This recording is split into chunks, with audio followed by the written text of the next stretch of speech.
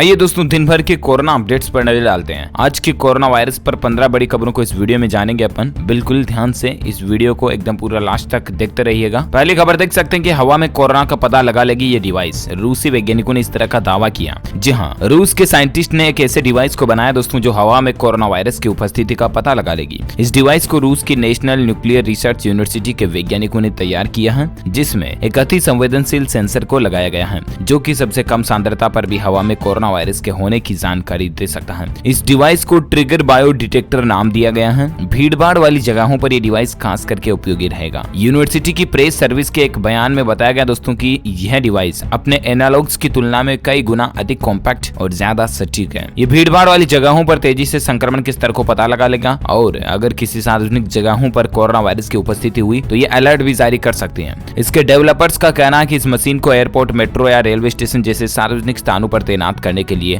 बनाया गया है। यहाँ तक कि आधिकारिक परीक्षण के दौरान भी ट्रिगर बायो डिटेक्टर डिवाइस ने 1 से 2 सेकंड में ही हवा में कोरोना वायरस की उपस्थिति का पता लगाया है। वैज्ञानिकों ने बताया दोस्तों कि पहले चरण में ये डिवाइस प्रदूषकों को अलग अलग करता है, जिसके बाद से हवा में मौजूद वायरस, बैक्टीरिया और बैक्टीरियल विषाक्त पदार्थ सहित किसी भी प्रकार के बायोजेनिक एरोसोल की पहचान करता है। तो देखते हैं दोस्तों आखिर ये डिवाइस WHO की तरफ से प्रूव हो पाती या नहीं और क्या इसको लेकर अपडेट आता है। वाकई में बहुत ही अच्छी टेक्नोलॉजी है। जो कोई भी अपडेट आएगा मैं आपको बता दूंगा। फिलहाल अगली खबर देखिए जरा। कोरोना को लेकर चुनाव आयोग की तैयारियां क्या चल रही हैं, इसको लेकर गाइडलाइंस भी जारी की गई हैं। जी हां, दरअसल आपको पता होगा बिहार में विधानसभा चुनाव की तैयारियां हो रही हैं और ऐसे में कोरोना काल में आखिर वोटिंग कैसे होगी, इस बार क्या कुछ खास होगा। मैं आपको बता दूं कि बिहार विधानसभा चुनाव 2020 के लिए बिगुल बज चुका है। कोरोना वायरस महामारी के बीच पहली बार देश में मतदान होने जा रहा है। चुनाव आयोग इस बार चुनाव के लिए कई खास इंतजाम किए हैं ताकि मतदाताओं और मतदान कर्मियों को वायरस से बचाते हुए लोकतंत्र के इस पर्व को मनाया जा सके। मुख्य चुनाव आयुक्त सुनील अरोड़ा ने कहा कि कोरोना वायरस ने हमारे जीने का तरीका बदल दिया, सामाजिक और आर्थिक जिंदगी बदल गई है। कोरोना वायरस की वजह से दुनिया भर में 70 से ज्यादा देशों में चुनावों को टाल दिया गया। कोरोना के दौर में यह पहला चुनाव है। चुनाव नागरिकों का लोकतांत्रिक अधिकार है, इसके जरिए वे अपने प्रतिनिधियों का चुनाव करते हैं। तो इस बार कुल मिलाकर के आपको काफी कुछ स्पेशल चीजें देखने को मिलेगी, जिसमें पोस्टल बैलेट की व्यवस्था भी होगी, सोशल डिस्टेंसिंग वगैरह का पूरा ध्यान रखा जाएगा। तो ये कुछ इलेक्शन की प्रिपरेशन चल रही है। और इसी बीच अगली खबर देख सकते हैं दोस्तों की 3 महीने बाद दुनिया भर में वितरण के लिए तैयार हो जाएगी ये वैक्सीन। जी हाँ, वैक्सीन को लेकर एक अच्छी खबर है। दरअसल दोस्तों चीन की कंपनी सिनोवैक ने गुरुवार को अगले साल तक कोरोना के वैक्सीन के तैयार हो जाने का दावा किया। सिनोवैक ने कहा कि उसके द्वारा विकसित की जा रही कोरोना की वैक्सीन साल 2021 की शुरुआत में ही अमेरिका समेत दुनिया भर में वितरण के लिए तैयार हो जाएगा। तो देखते हैं आखिर वैक्सीन कब तक अवेलेबल हो पाती है। फिलहाल अपन बात करते हैं अगले अपडेट में, जहाँ खबर देख पा रहे कर्नाटक में कांग्रेस विधायक नारायण राव की कोरोना से मौत हो चुकी है। अस्पताल में उनका इलाज चल रहा था। बड़े ही दुख की बात है दोस्तों, कोरोना वायरस का संक्रमण रुकने का नाम नहीं ले रहा। देश भर में अब तक 57 लाख से भी ज्यादा लोग संक्रमित हो चुके हैं। आंकड़ा क्या चल रहा है अभी भारत में मैं आपको एग्जैक्टली डिटेल बताऊंगा आगे थोड़ी। 58 लाख से भी ऊपर निकल चुके हैं आज के केस, है ना। लेकिन इसी बीच एक बुरी खबर है। कर्नाटक में बीदर जिले की बसावा कल्याण सीट से 65 वर्षीय कांग्रेस विधायक बी नारायण राव के कई अंगों ने इलाज के दौरान काम करना बंद कर दिया था, जिसकी वजह से उनकी हालत काफी नाजुक हो गई थी। मणिपाल अस्पताल के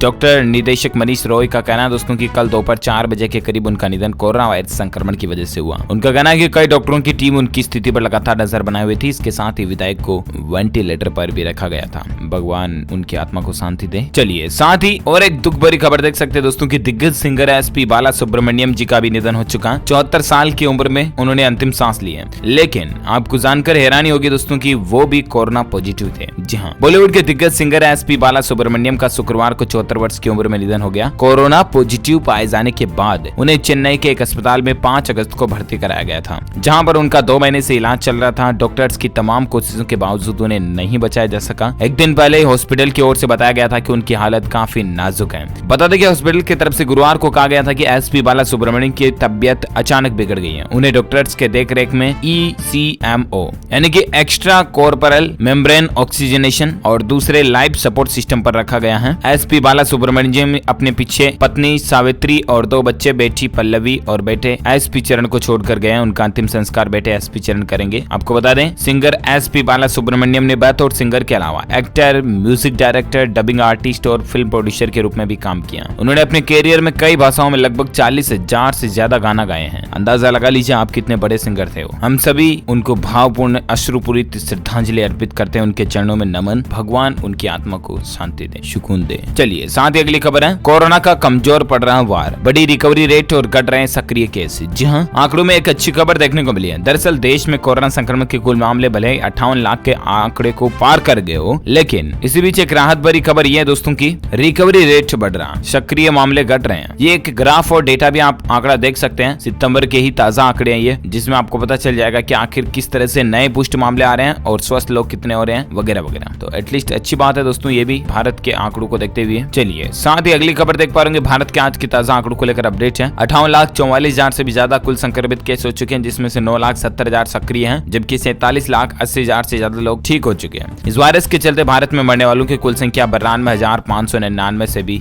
ज्यादा चली गई है। चलिए इसी बीच अगली खबर है दोस्तों कोरोना से जंग को लेकर। इन आंकड़ों से पहली बार दिख रही उम्मीद की किरण, पर जीत अभी भी दूर है, सतर्क रहिए, डायल 100। दरअसल दोस्तों बात कुछ यूं ही है घुमा फिरा के कि भारत में जो है ना सक्रिय मामले घट रहे हैं और ठीक होने वाले लोगों की संख्या ज्यादा बढ़ रही है। और इसी बीच भारत में कोरोना की प्रजनन दर यानी कि रिप्रोडक्शन नंबर आर वैल्यू पहली बार 1 के नीचे आई है। आर वैल्यू वह संख्या होती है दोस्तों जितने लोगों को एक कोरोना पीड़ित व्यक्ति औसतन संक्रमित कर सकता है, यानी कि आर वैल्यू 1 के ऊपर है तो इसका मतलब कोई व्यक्ति 1 से ज्यादा लोगों को संक्रमित कर सकता है, जबकि अगर ये वैल्यू 1 से नीचे है तो मतलब है कि कोई व्यक्ति कम से कम लोगों को संक्रमित कर रहा है। चेन्नई के इंस्टीट्यूट ऑफ मेडिकल साइंसेज की रिसर्चर सीताबरा सिन्हा की टीम के मुताबिक भारत में इस वक्त आर वैल्यू 0.93 है, यानी कि देश में लगभग 100 लोग सिर्फ 93 लोगों को ही कोरोना फैला रहे हैं। आर वैल्यू भी कोरोना की घटते प्रसार दर का एक अहम मानक है, तो ये भी भारत के लिए एक राहत की बात है। चलिए साथ ही अगली खबर देखिए आप। लगातार नेगेटिव आ रहा था कोरोना वायरस का टेस्ट, लेकिन वायरस ने बजा दिया फेफड़ों का बैंड। मैं आपको कहता रहता हूं दोस्तों कि अगर आपको सिम्टम्स दिख रहे हैं तो बिल्कुल आप अपने नजदीकी डॉक्टर से संपर्क करें, अपने नजदीकी क्लिनिक पर कोरोना वायरस का टेस्ट जरूर करवाएं।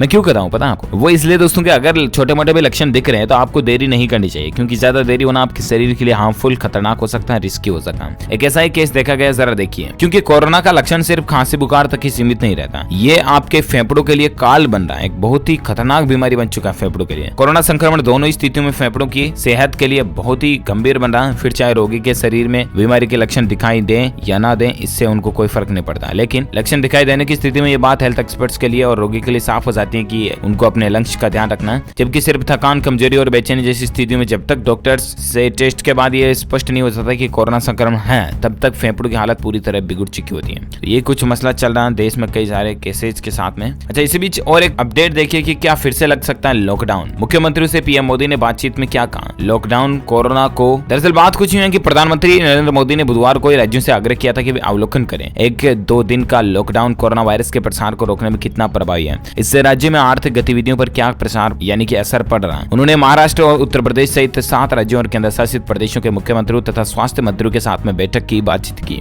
इस दौरान इन राज्यों में कोरोना वायरस संक्रमण की स्थितियों का साफ जायजा भी लिया, डेटा भी देखे, एनालिटिक्स भी देखी। और उसके बाद दोस्तों पीएम मोदी ने कहा कि मेरा आग्रह है सभी राज्य इस बारे में गंभीरता से सोचें। खास करके पश्चिम बंगाल और पंजाब जैसे कई राज्यों ने समय समय पर स्थानीय स्तर पर लॉकडाउन लागू किया ताकि कोरोना वायरस संक्रमण के प्रयास को कम किया जा सके। वीडियो कॉन्फ्रेंसिंग के माध्यम से आयोजित इस तरह के बैठक में महाराष्ट्र, उत्तर प्रदेश के अलावा आंध्र प्रदेश, कर्नाटक, तमिलनाडु, दिल्ली और पंजाब के सीएम और स्वास्थ्य मंत्री ने हिस्सा लिया था। लेकिन सवाल ये पैदा होता है दोस्तों कि क्या सरकार फिर से लॉकडाउन लागू करने जा रही है? ठीक है ना, तो इस पर केंद्र सरकार की अभी ऐसी कोई भी प्लानिंग नहीं चल रही है। अगर आप सोशल मीडिया पर ऐसी वैसी खबरें देखते हैं तो वो बिल्कुल फर्जी हैं, आप विश्वास ना करें उन पर, ठीक है ना, क्योंकि मोदी सरकार की तरफ से अभी लॉकडाउन लगाने को लेकर ऐसा कोई भी प्लान नहीं है, ना ही उनकी तरफ से कोई घोषणा की गई है। तो बिल्कुल आप टेंशन ना लें और मस्त रहें, ऐश करें, ठीक है। चलिए अगली खबर है कि कोरोना से जूझ रहा महाराष्ट्र, मुंबई की लोकल भीड़ का एक वीडियो देख करके आप भी डर जाएंगे। जी हाँ, दरअसल मसला कुछ यूं है कि आपको पता होगा लॉकडाउन के बाद इंडियन रेलवे की तरफ से भी कई सारी ट्रेनों को रद्द कर दिया गया। बहुत ही कुछ स्पेशल रेयर केस में ट्रेनें चल रही थी, राइट। लेकिन धीरे धीरे अभी हाल ही में सितंबर महीने के बाद अनलॉक 4 के तहत कई सारी चीजों को वापस खोला गया। मुंबई लोकल ट्रेनों को भी चालू किया गया। अब ऐसे में दोस्तों मुंबई लोकल का एक वीडियो सोशल मीडिया पर वायरल हो रहा है। ये वीडियो भी आप स्क्रीन पर देख सकते हैं। हालांकि इस वीडियो में सभी लोग मास्क जरूर पहने हुए हैं, लेकिन सोशल डिस्टेंसिंग नाम की चीज की बिल्कुल धज्जियां उड़ रही हैं। ये वीडियो में आप देख सकते हैं आसानी से। तो ट्रेनों को खोलने के बाद हालात ये चल रहे हैं, जरा अंदाजा लगा सकते हैं आप। चलिए अगली खबर है, कोरोना वायरस के कारण 4 सांसदों और कई विधायकों की जान चली गई। जी हाँ,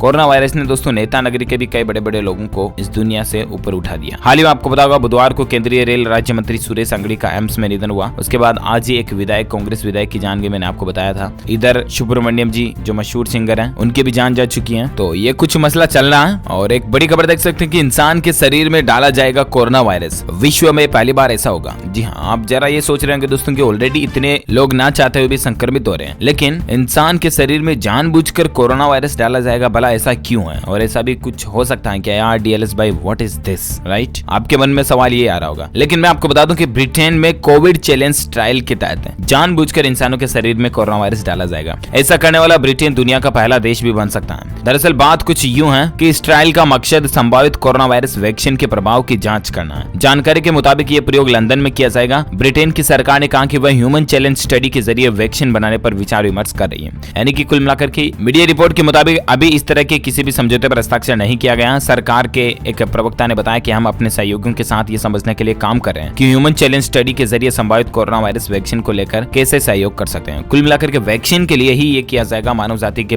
कल्याण के लिए ही, भलाई के लिए ही होगा। ऐसा नहीं कि किसी से दुश्मनी निकालने के लिए उसके शरीर में जानबूझ के वायरस डाला जाएगा, ऐसा कुछ नहीं है, ठीक है ना? आप टेंशन ना लें। और इस घड़ी में दोस्तों ये आज दिन भर की तमाम बड़ी खबरें, कोरोना अपडेट्स का वीडियो यहीं फिनिश होता है। वैसे आप मुझे नीचे कमेंट करके जरूर बताएगा कि आप कौन से राज्य में रहते हैं, ताकि मैं आपके राज्य के समाचार भी आपके मोबाइल तक पहुंचा पाऊंगा। इस वीडियो को लाइक कीजिए, ज्यादा से ज्यादा अपने दोस्तों के साथ फेसबुक और व्हाट्सएप पर भी शेयर कीजिए। और साथ ही अगर आप डीएलएस न्यूज चैनल पर पहली बार आए हैं तो चैनल को सब्सक्राइब करके बेल आइकन जरूर दबा देना, ताकि आपको रोजाना के ताजा अपडेट्स तुरंत आपके मोबाइल पर मिलते रहेंगे। Thank you, take care, goodbye, जय हिंद, जय भारत, वंदे मातरम।